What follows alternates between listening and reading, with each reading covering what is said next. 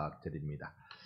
네, 우리 주님께서 주신 말씀을 함께 찾을 때 에스겔 36장 26절로 27절 이 한 해 우리의 주제의 말씀이지요. 에스겔 36장 구약성경 1209면 1208면 36장 26절로 27절 두 절 말씀을 우리 한 목소리로 찾으신 줄 알아 같이 읽어봅니다. 또 새 영을 너희 속에 두고 새 마음을 너희에게 주되 너희 육신에서 굳은 마음을 제거하고 부드러운 마음을 줄 것이며 또 내 영을 너희 속에 두어 너희로 내 율례를 행하게 하리니 내 규례를 지켜 행할지라. 아멘. 할렐루야. 아멘. 우리 앞뒤 좌우로 서로 새해 인사합니다. 새해 복 많이 받으십시오. 아멘. 이 시간에 또 우리 출향이신 분들 또 이런저런 또 은혜의 연결 관계로 인하여서 함께 예배 오신 모든 분들도 함께 환영하며 예배 가운데 나가기를 원합니다. 우리가 명절이 되면 이야기할 것들, 서로 이야기할 것들 참 많이 있습니다만 결코 빼놓지 않고 이야기해야 할 것이 있다면 그것은 감사한 일을 서로 나누는 것이라고 믿습니다. 함께 감사할 수 있고 참 이 한 해 이런 것들이 감사했습니다. 저런 것들이 감사했습니다. 서로 나누면 그 모임이 더 풍성해지는 시간이 될 것이라고 믿습니다. 설날입니다. 왜 설날이라고 할까? 한번 찾아봤더니 한 세 가지 유래를 가지고 있다고 하던데요. 첫 번째가 설레는 날이랍니다. 그러니까 1년 중에 제일 큰 명절이니까 얼마나 설레겠어요. 여러 우리 아직 그 청년, 청소년, 어린이 군에 속하는 모든 이들이 어제 많이 설레셨죠? 네. 세배를 받는 분들이 있어서 설렜죠? 없으면 안 설렜을 건데 많은 설레는 시간을 가졌을 겁니다. 두 번째가 낯선 날이란 뜻이라고 합니다. 낯설다. 그러니까 새로운 한 해가 딱 왔으니까 익숙치 않은 날이라는 뜻으로 낯선 날, 그런 뜻으로 설날이라고 부른다고 합니다. 마지막 세 번째가 제가 마음에 좀 와닿는 말인데요. 선날, 서게 되는 날, 선날. 그러니까 이 말은 뭔가 시작한다는 그런 뜻을 가지고 있습니다. 장이 선다, 그런 뜻 말입니다. 선날, 그것이 설날이 되었다. 어떤 게 맞는 건지는 모르겠습니다만 오늘 예배 가운데 오신 여러분, 오늘 이 날이 여러분에게는 새롭게 시작되는 선날 되기를 축복합니다. 이제 이 한 해 우리의 마음과 우리의 영이 새로움을 경험하게 될 은혜로 채워지게 될 터인데요. 새해가 그런 날이 더욱더 되기를 바라는 마음 가득합니다. 여러분, 여러분의 가족 모두 하나님께서 새롭게 주시는, 다시 살려주시는 은혜, 그 은혜가 가득하기를 부탁드리고 또 축복을 합니다. 여러분 기도 마음으로 또 진심으로 많이 해주신 줄 압니다. 비산동에 제 아버님이 다시 올라가 보니까 많이 좋아지셨어요. 되게 안 좋으셔서 지난 월요일날 저 혼자 따로 올라갔는데요.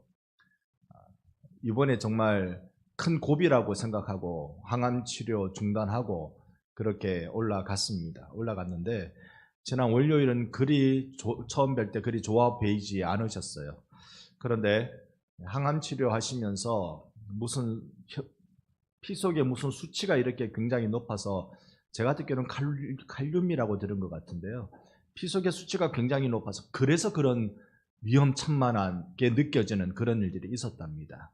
링거를 한 서너 시간을 맞으시더니 굉장히 상태가 좋아지어서 설 때 찾아뵀을 때는 마음이 많이 안심이 됐습니다. 모두 기도해 주신 여러분들 대단히 감사 말씀 이 자리를 빌어 더 드리고 싶었습니다.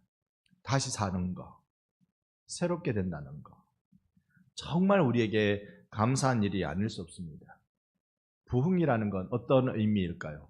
올 한 해 우리가 이 부흥을 준비하는 회복이라는 제목으로 말씀을 붙들고 있는데요. 부흥이라는 건 어떤 의미일까요? 한자로는 다시 부자에 일어날 흥자입니다. 그러니까 다시 일어난다, 다시 살린다, 다시 생명을 준다. 그게 부흥의 의미이죠. 다시 설날이다, 다시 선날이 된다. 뭔가 새로운 시작이 일어나는 것이 부흥을 의미합니다.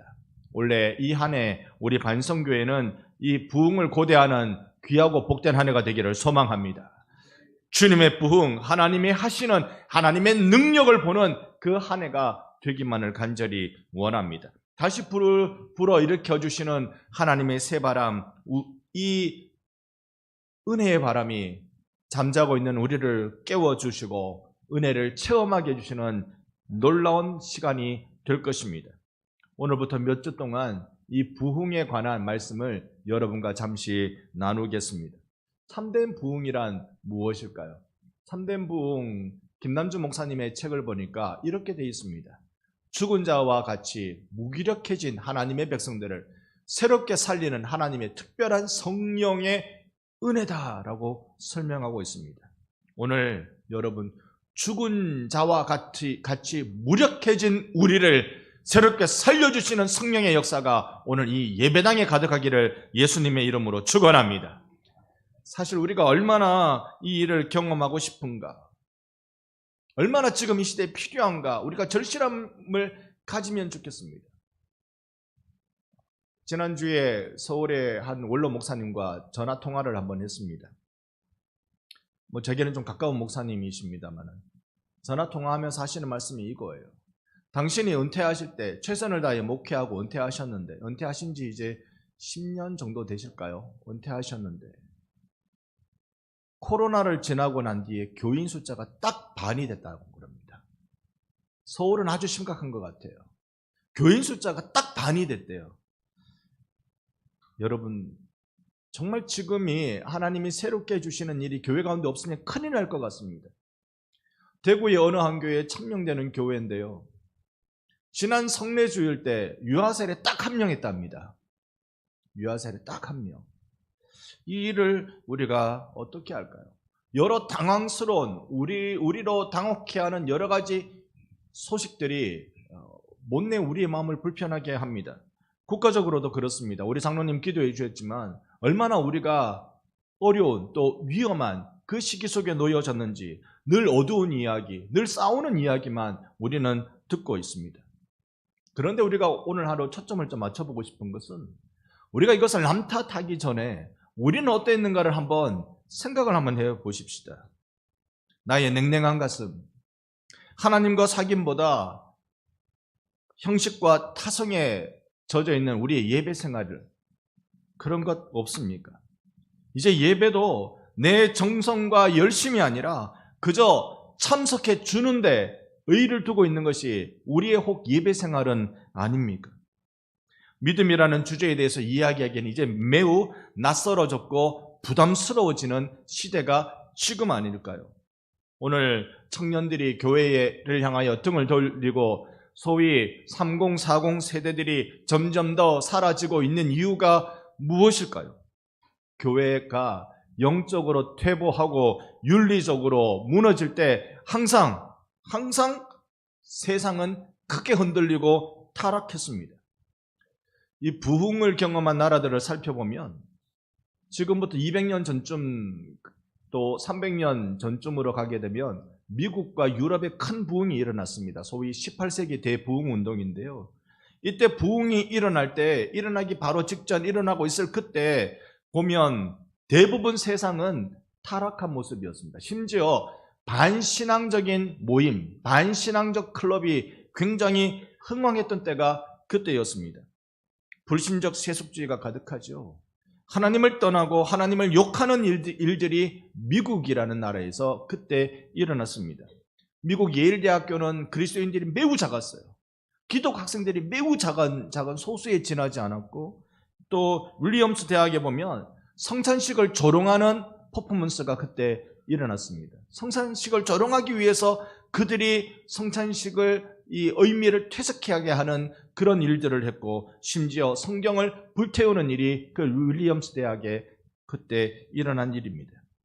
당시에 일들을 기록하는 예일대 라토렛 교수는요, 이 1700년대, 1800년대 그 어간에 있었던 그 모습을 이렇게 설명했습니다.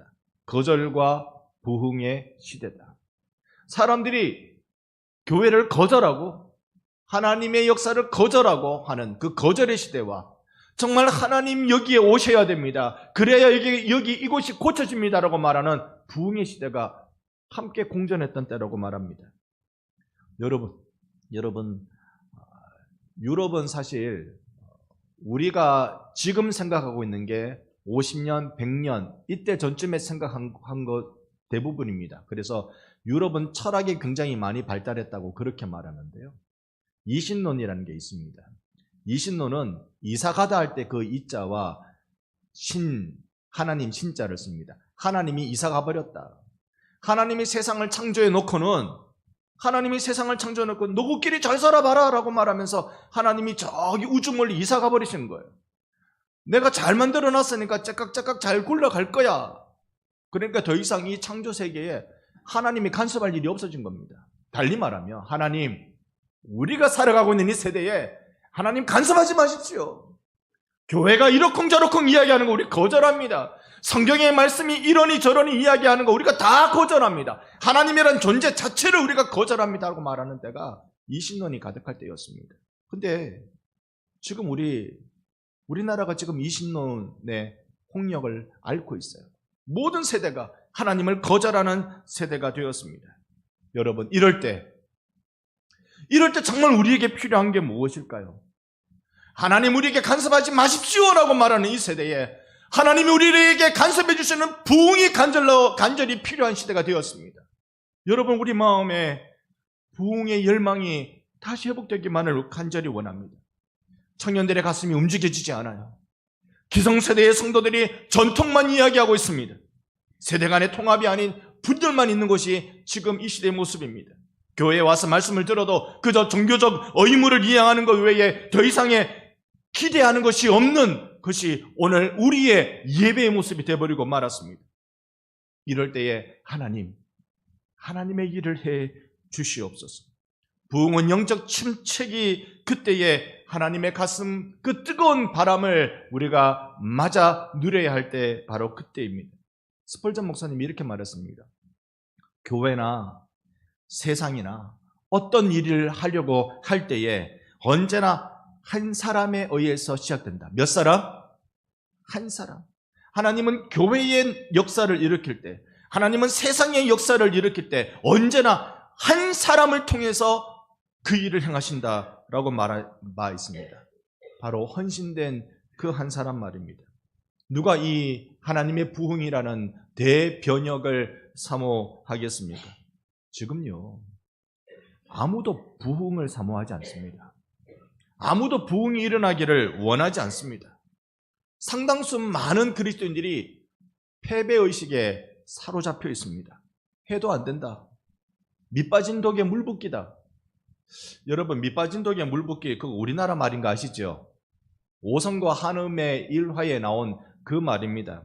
동네에 머리가 너무 나빠서 아무리 한자 공부를 익혀도 외우면 사라지고 오성과 한음을 찾아와서 나는 어떻게 하면 너희들처럼 공부 잘할 수 있느냐라고 물을 때 오성과 한음이 그렇게 말했다잖아요.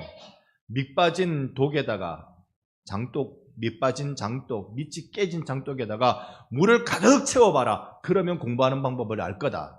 그래 가서 처음엔 이게 말도 안 되는 이야기인데 집에 가서 밑빠진 독에다가 물을 부어봤는데 그 집 마당이 물로 다 흥건할 정도로 열심히 부어보고는 찾아와서 오성과 한음을 찾아와서 내 깨달았다고. 공부하는 방법을 내가 깨달았다고. 빠지는 물의 양보다 붓는 양이 더 많으면 독에 물이 차더라고. 그렇게 깨달은 게 우리나라 말 밑빠진 독에 물 붓기였습니다. 안 된다는 말입니까? 하면 된단 말입니까? 오늘 예배 시간에 옆에 분과 인사합시다. 하나님을 만납시다. 한 번 더요. 하나님을 기대합시다. 밑빠진 독에 물 붓기는 하면 안 된다는 말입니까? 하면 된다는 말입니까? 하면 된다. 아무리 내 머리가 뭘 보면 금방금방 잊어버려도 오성과 한음처럼 될 수 있다. 더 많이 부으면 된다. 이야기가 좀 보태진 채로 책으로 나온 것을 보면 이 머리가 나쁜 애가 박덕배랍니다. 박덕배가 이렇게 경험치를 가지고 이런 일이 일어나더라라고 깜짝 놀라서 오순과 한음 찾아왔을 때 그렇게 말했다는데요. 이 밑빠진 독의 구멍은 네가 놀 생각, 먹을 생각 그런 것들이다 라고 말해주더랍니다. 그래서 정말로 너가 성공하고 정말로 너가 후회 없는 인생을 살고 싶으면 그렇게 살아야 된다. 최근에 우리 아시아컵 축구 그걸로 우리가 즐거울 줄 알았더니 홍역을 치르고 있는 중에 있는 것 같습니다. 그런데 즐거운 사람이 있죠. 아시안컵에. 바로 김판곤 감독이십니다. 말레이시아 감독이었죠. 1차전, 2차전, 3차전이 처음에 치르는 그 경기였는데 1차전, 2차전 치르고 쫓겨날 뻔할 정도로 굉장히 성적이 안 좋았죠. 3차전은 누구랑 한지 아십니까? 모르십니까? 우리나라랑 했습니다. 3차전은. 우리나라랑 했는데 한 번 더 여쭤봅니다. 몇 대 몇으로 경기 끝난지 아세요? 3대3. 이 좀 보신 분들입니다. 3대3. 밤을 새우신 분들이십니다. 저도 밤 새웠어요. 3대3. 여러분 말레이시아 축구 선수들이 잘합니까? 못합니다. 피파 랭킹 우리보다 60등 이하 더 차이 나는 그런 나라입니다. 그런데 밑빠진 독이잖아요. 그런데 하면 되더라고. 3대3 될 때 마지막 한 골 딱 넣었을 때 화면 한번 보여주시겠습니까? 이 장면. 이거. 이 장면. 여러분,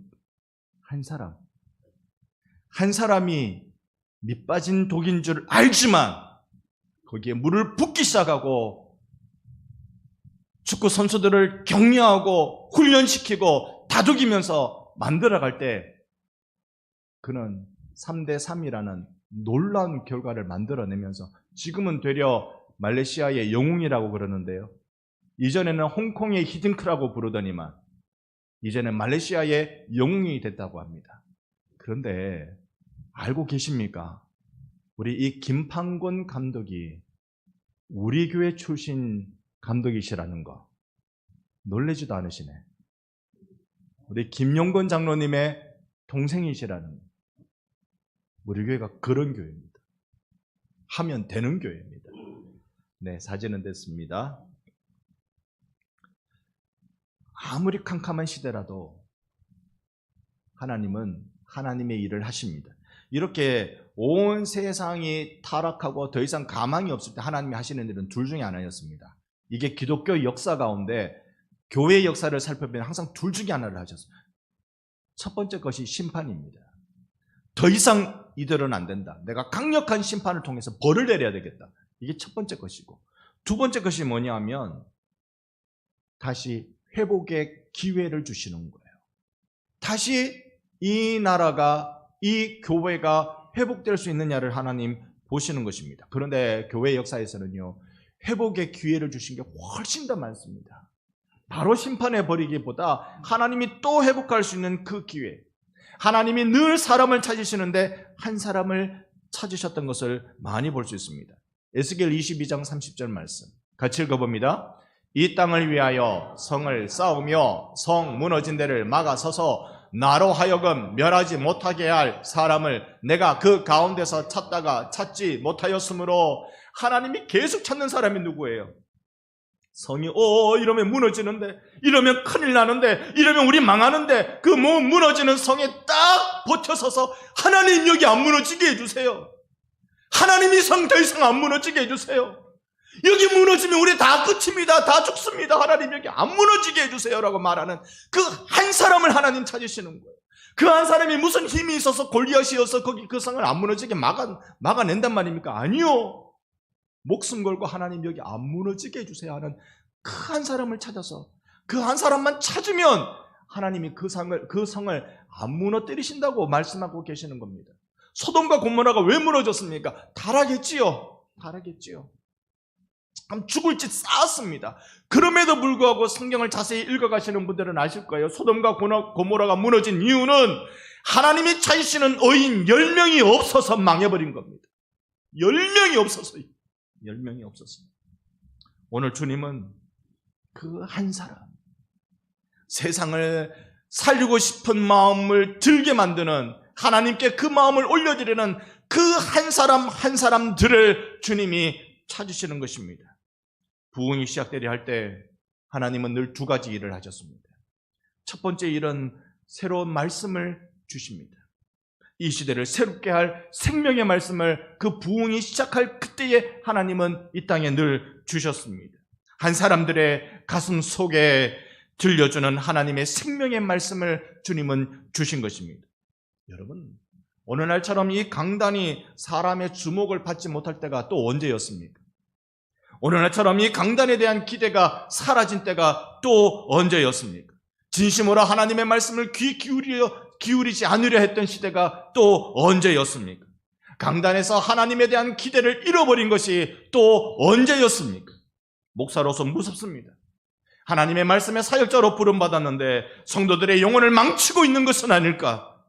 패배감과 안일함에 빠져서 거기에 젖어들어서 영혼이 살아나지 못하는 것 아닐까? 목사로서 늘 두렵습니다. 하지만 그래도 기도합니다. 무능하고 쓸모없는 이 종이 그래도 하나님 말씀 전할 때 모두 외면하고 모두 들은 둥 마는 둥 하는 이때에도 한 사람, 그 한 사람에게 들려주실 하나님의 말씀, 이것은 생명의 능력으로 바뀌어지게 된다는 사실에 저는 기대감을 모으고 있습니다. 하나님은 바로 이 한 사람의 심령 속에 말씀이 들려지게 하시고 하나님의 생명의 말씀을 체험하게 해주실 줄로 믿습니다. 그렇게 기도하고 이 강단에 섭니다. 부흥이 시작되려 할 때 하나님은 먼저 새로운 말씀을 주시고 뿐만 아니라 말씀의 참된 의미를 깨닫게 해주십니다. 십자가의 도, 그것이 새롭게 경험되는 거지요. 구원의 참된 의미를 느끼게 되는 겁니다. 나는 내 마음에 소원이 있어 하나님께 나왔는데 하나님께 나와서 말씀 듣고 보니 주님의 소원을 발견하기 시작합니다. 나는 내가 힘들어서 내가 괴로워서 주님 앞에 나왔는데 하나님 앞에 나와보니 세상의 죽어감을, 이 세상 사람들의 죽어감을 바라보시는 하나님의 그 힘드신 마음을 그제서야 배우기 시작하는 겁니다. 잃어버린 영혼들을 불쌍히 여기시며 찾으시는 하나님 아버지의 마음이 오늘 여러분과 저의 마음에 전달되기를 간절히 소망합니다. 자식 잃어버려서 집 나서는 아버지의 마음을 우리는 배울 수 있기를 원합니다. 여러분에게 하나님의 마음은 함께하고 계십니까? 지난주 월요일 그렇게 대구에 아버님이 고비를 맞으신 것 같아서 올라갈 때 약재 하나를 들고 갔습니다. 땡땡환이라는 거, 그거 하나 들고 올라갔습니다. 예전에도 이 환을 드시고 굉장히 좋으셨던 적이 있어서 제가 그때 그 기억이 나서 집에 있는 이 환을 하나 들고 갔습니다. 그 월요일 아니나 다를까 이거 하나 드시고 얼굴이 굉장히 좋아지셨어요. 와, 그렇구나. 이번에도 또 이게 필요하시구나. 그래서 월요일 만나 뵙고 제가 집에 와서 뭐 했을 것 같습니까? 인터넷으로 이제 검색하기 시작하죠. 이 땡땡환, 이게 어느 게 좋은가? 막 검색하기 시작하는데 세상에 가격이 천차만별입니다. 뭐 이름이 다 똑같은데 가격이 엄청나게 달라요. 한 2달치는 드셔야 이게 제대로 효과를 보실 텐데. 그래서 2달치 분을 검색하는데 어떤 거는 정말로 되게 비싸고 어떤 거는 에이 이거 약효가 있겠나 싶어서 너무 싸고, 그래서 제 마음에 요 정도면 되겠지라는 생각을 딱 가졌습니다. 요 정도는 내가 구입해 드릴 수도 있겠다 생각을 했습니다. 그러다가요, 이런 생각, 이런 기억이 났습니다. 제가 어릴 적에 태열로 고생을 많이 했습니다. 이 태열로 고생한 얼굴입니다. 태열로 고생을 많이 했습니다. 이 태열은요, 너무 어릴 적이라 저는 기억이 없습니다만 막 코 안을 헐게 만든대요. 그래서 숨을 못 쉬게 만든답니다. 애가 태어났는데 이러고 숨 쉬고 사는 거예요. 코딱지처럼 이렇게 앉아가지고 늘 이 코딱지를 이렇게 떼주지 않으면 호흡을 못하는 거예요. 그날 병원, 여러분 지금은 의료보험이지만 제가 어릴 적, 그러니까 50년 전에 병원, 일반 서민에게 가당키나 한 겁니까? 직장생활 한 사람들이 의료보험이 있었던 거지. 일반 사람들, 하루 벌어 하루 먹는 사람들에게 병원 그거 가당키나 한 일입니까? 그런데 어린 저를 병원으로 데려갔어요. 왜? 부모니까. 자식 살려야 되겠다 싶어서. 엄청난 병원비가 나왔을 건데 병원 데려갔어요. 그런데 그때 병원비 별로 안 나왔을 거예요. 왜냐하면 의사가 얘는 가망이 없으니까 집에 데려가서 준비하세요. 얘 죽습니다. 가망 없습니다. 집에 데려가세요. 그 말 듣고 어머니는 저를 안고 밤새도록 코딱지 떼주고 숨 못 쉬니까 코딱지 떼주고 기도하고 코딱지 떼주고 기도하고 하나님 우리 경일이 살려주면 하나님께 바칠게요. 하나님께 바칠게요. 코딱지 떼주고 기도하고 밤새도록. 그러다가 동네 약국에 갔는데요. 약사가 그 약사 선생님 전 아직도 기억해요. 그 약사 선생님이 저를 딱 아기인 저를 딱 보더니 요즘 약이 좋은 게 하나 나왔는데 이거 바르면 나을 거다. 그때 나온 게 겐타마이신 세레스톤지 들어는 보셨습니까? 겐타마이신 세레스톤지. 지금도 보면 약이 요만해요. 요만한데 지금은 약값이 엄청 싸지만 그 당시에 제가 잘 기억 안 나지만 아버님이 3일 동안 막노동을 해야 그 값으로 이 약을, 조그만 크린 약을 살 수 있었다 그래요. 하루 벌어 하루 먹는 집입니다. 그런데 3일 동안 임금을 다 갖다 줘야, 지금으로 치면 한 30만 원쯤 될까요? 다 갖다 줘야 그 약 하나를 살 수 있는 거예요. 근데 그 약을 사가지고 발라주셨어요. 그리고 몇 통이나 사겠다고 작정하면서 그 약을 사가지고 계속 제 전신을 다 발라주셨어요. 그래서 이렇게 사람 됐습니다. 제가 살았습니다. 저는 그 생각이 들었어요. 나는 아버지 항암이 고비라고, 죽을지도 모르겠다고 그 생각 들어서 약 하나 들고 올라갔는데 효과가 내 눈앞에 바로 보여요. 얼굴색이 싹 환하게 돌아와요. 그러면 아무리 비싸도 그거 사야 되는 거 아닌가요? 근데 야, 이건 너무 비싸다. 에이, 이거는 너무 싸서 효과가 있겠나? 요만큼이면, 내 형편에 요만큼이면 되지. 근데 만약에 제 아버님이셨다면 집 팔아서라도 샀을걸요? 집을 팔아서라도. 왜 그런지 아세요? 저도 저의 새 아이가 그만큼 아프다면 팔 집은 없지만 다 할 것 같아요. 다 할 것 같아요.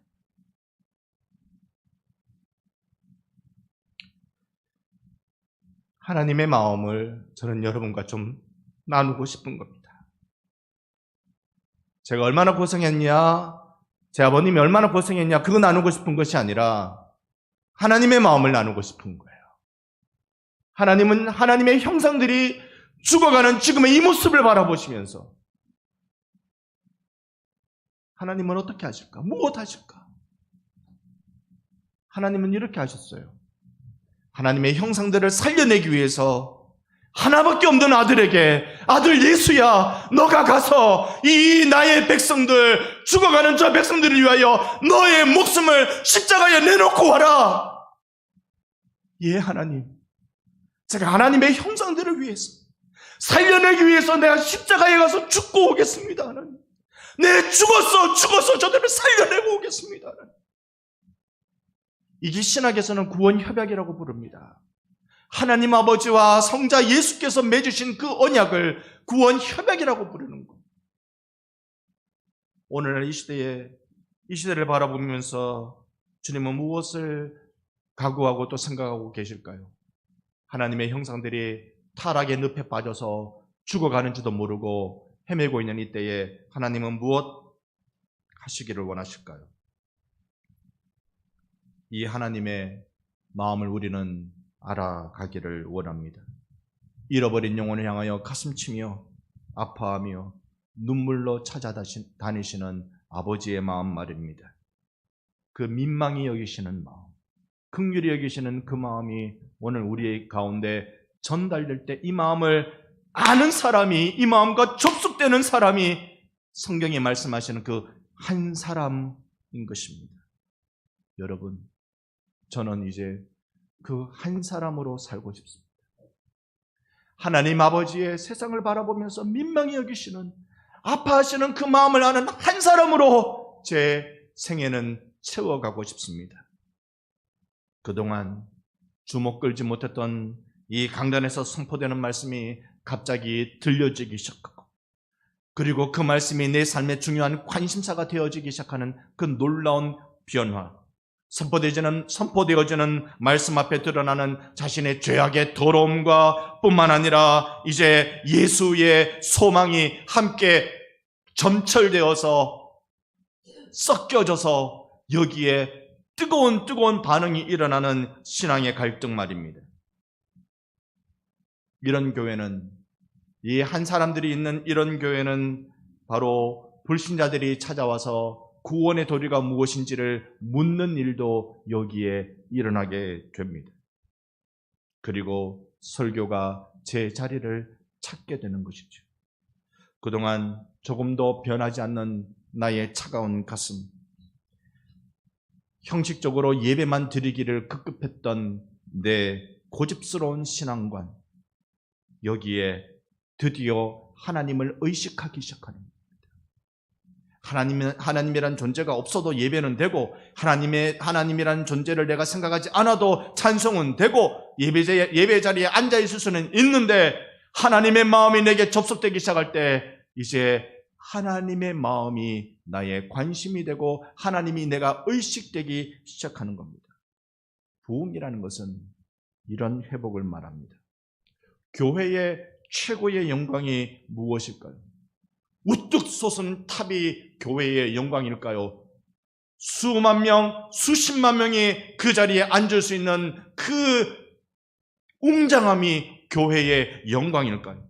제가 믿기로 교회의 영광은 죽어가는 세상을 살려내는 하나님의 거룩한 기관으로서 누리는 것이 교회의 영광이라고 믿습니다. 교회의 진짜 영광은 이 땅에 하나님의 마음을 품고 영혼을 추수해 나가는 것이 교회가 누릴 수 있는 영광입니다. 이 영광은 하나님이 다른 공동체에 허락하신 일이 없습니다. 오직 교회만이 세상을 살려내는 일을 하도록 우리를 부르신 것입니다. 부흥은 이 놀라운 복음의 능력을 다시 체험케 해 주는 것입니다. 명절이 되면 늘 아픈 얘기를 듣죠.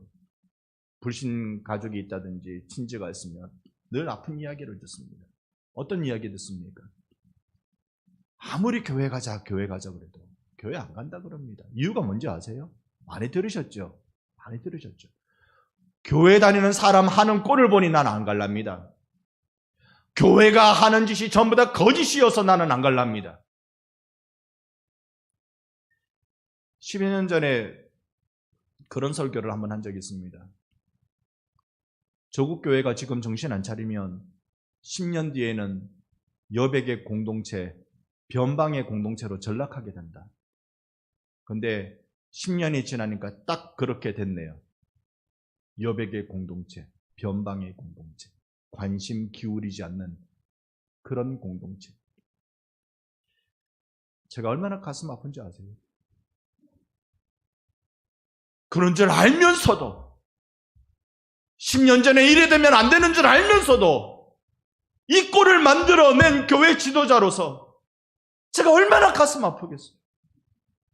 이렇게 하면 다 망하는데 주님이 성을 무너뜨리시면 안 됩니다라고 막아서야 그렇게 살아야 할 내 인생이 그렇게 살지 않아서 지금 조국교회가 이렇게 무너지고 있는 이 모습을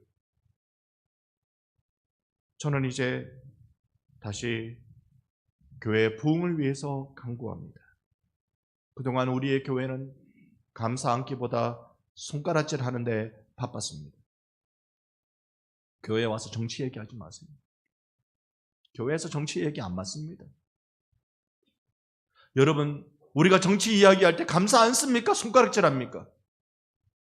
가까이만 얘기해 볼까요? 여러분, 문재인 대통령을 위해서 하나님 앞에 간절히 기도해 본 적 있으세요? 윤석열 대통령을 위해서 간절히 하나님 앞에 기도해 본 적 있으세요? 나의 이념과 사상에 맞으면 내 편, 아니면 적들이라고 우리가 손가락질하기에 바쁘지 않으셨습니까? 탐욕의 교회는 그 목에 죄수들이 차고 있는 목에 끼우는 형구, 칼을 쓴 것과 같은 그 모습과 다를 바 없습니다.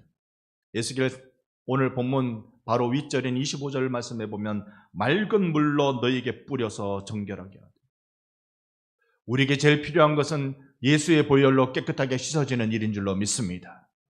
주 보혈로 나를 깨끗하게 씻어주시는 일이 이제 정말 우리에게 필요해요.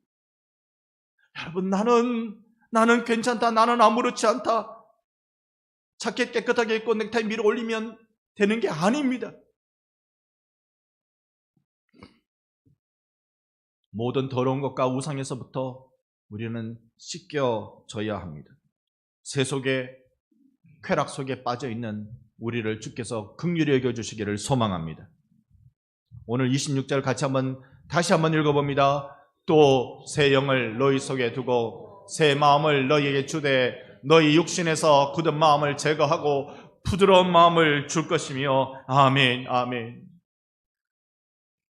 부흥이 일어나면, 부흥이 있으면 새 영을 너희 속에 부어주는데, 새 마음을 너희에게 주는데, 굳은 마음이 제거되는 살갗과 같은 부드러운 마음이 일어나는 일을 주님이 주신다고 하셨습니다. 새 일을 창조하신다 하셨습니다. 이제 불순종의 마음을 벗고 하나님의 마음을 알아 순종의 자리에 나가는 그 한 사람이 일어나는 것입니다. 주여, 나에게 새 영을, 주님 나에게 새 마음을 부어 주시옵소서. 여러분과 저의 간절한 마음의 열망이기를 원합니다. 오늘 보면 마지막 절인 27절, 에스겔 36장 27절의 말씀입니다. 우리 36장 27절의 말씀, 성경 본문을 보고 계신 분들과 화면을 통해서 같이 한번 읽어봅니다. 또 내 영을 너희 속에 두어 너희로 내 율례를 행하게 하리니 너희가 내 규례를 지켜 행할지라. 아멘. 주의 영을 부어 주시사, 부흥을 통하여 우리를 다시 살려 주시사, 우리가 뭘 해야 되는지, 아무것도 하지 못하고 하나님을 기쁘시게 하지 못하는 우리의 이약함, 우리가 뭘 해야 되는지, 주님의 율례와 규례를 지킬 힘을 주시는 것은 성령님이 해주시는 그 일입니다. 아직 부흥의 파도는 우리 가운데 오지 않았습니다. 다만 그것을 간절히 사모하자고요. 간절히 원하고 또 원하자고요. 전 세계에 이 부흥의 파도가 몇 번 휘몰아쳐 왔습니다만 오기 전에 반드시 한 사람들이 하나님 앞에 매달렸습니다. 그 당시에는 눈에 띄지도 않던 그 아주 작은 사람. 우리나라의 평양 대부흥 1907년에 일어났지만, 그러나 그 평양 대부흥이 일어나게 된 원동력은, 그것은 바로 원산의 하디 부흥 운동.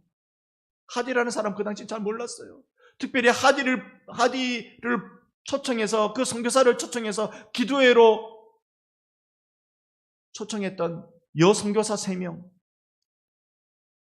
그저 이름 없이 묵묵히 실패감 속에서도 하나님 앞에 기도했던 그 사람들을 통하여 하나님은 부흥의 파도를 일으켜 주셨던 것입니다. 여러분과 제가 이 일을 준비합시다.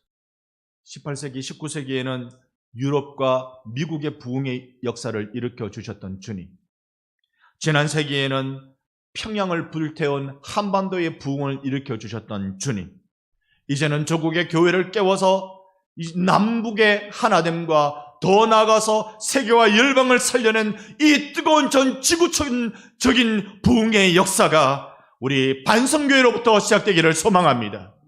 함께 이 거룩한 일에 이 한 해 동안 준비하고 또 준비합시다. 주님의 부흥이 일어나는 그때까지 하나님의 마음을 깨달아 알아 순종의 자리에 나가는 우리 반성교회 모든 성도들, 그리고 반성교회를 거쳐가신 모든 출향 성도들 다 되시기를 예수님의 이름으로 축원합니다.